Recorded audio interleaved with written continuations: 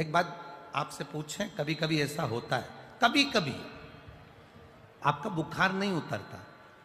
कभी कभी आपके शरीर का कष्ट नहीं जाता और तुम डॉक्टर के पास पहुंची ना, और डॉक्टर के पास जाने के बाद तुमने डॉक्टर सामने तुम्हारा हाथ पकड़ा और उन्हें आला लगाया और आला लगाकर तुम्हें चेक करा और तुमसे पूछा क्या क्या तकलीफ हो रही है, और तुमने कह दिया साहब मेरे को भोजन नहीं भारिया है और मेरा पेट मरोड़ होता है और तकलीफ होती है और मेरी सांस लेने में दिक्कत हो रही है और सर्दी बहुत रहती है और फेफड़े में कब्ज जमा होता है, मैं बहुत तकलीफ में हूं। तुमने सब कुछ डॉक्टर को कह दिया, जितना कह सकती थी कह दिया। अब क्या हुआ, डॉक्टर ने गोली दी और गोली तुम कब जाकर खाओगे, घर जाकर।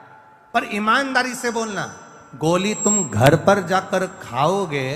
गोली खाने के बाद वो असर करेगी, पर तुम डॉक्टर के पास जब पहुंची, जब कैसी हो रही थी, एकदम लुस्त, एकदम ऐसी हो रही थी जैसे मर जा रही,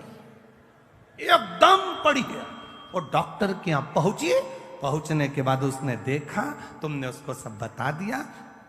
उसने गोली लिख दी। उसके बाद में तुम जब डॉक्टर के यहाँ से वापस जाती हो, गाड़ी में बैठ कर गई, तब तक तुम्हें इतनी अच्छे लगने लगता है कि मैं थोड़ी थोड़ी ठीक हो गई। केवल डॉक्टर ने नब्ज देखी, केवल डॉक्टर ने तुमसे पूछा, केवल डॉक्टर ने तुमको चेकअप करा, केवल डॉक्टर ने अभी तो गोली लिखी और खाई भी नहीं, अभी तो घर जाएगी खाएगी, उससे पहले ही